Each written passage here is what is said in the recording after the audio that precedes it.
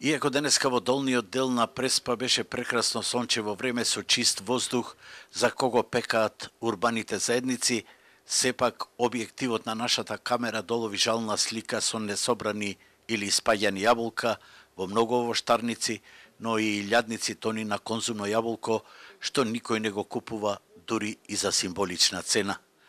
55 годишниот Бујар Зејнели од село Храни, кој има австралиски пасош, се врати во родниот крај и се реши заработеното во тугина да го вложи во јаболкови насади на 11 хектари и во огромен магазин.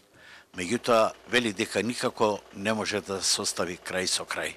250 тона до 300 тона имам производ и никако не може да преживеам. Мора да одам во странство да преработам месец дена за да преживеам 11 месеци. Годинава е катастрофа.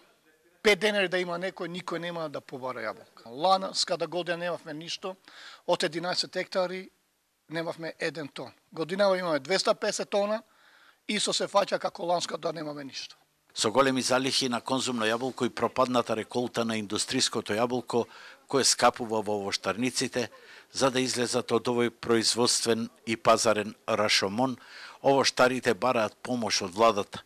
Тие велат дека најдобро е веднаш да се укинат во редните субвенции за индустриските јаболка од 3 денари, бидејќи на тие пари се навртија трговците кои им велат 1 денар за килограм доставие плюс 3 денари субвенција. Вака излегува дека мерката како да е натокмена за нив и затоа подобро е да се зголеми субвенцијата за одржување на овоштарниците на 50.000 денари по хектар.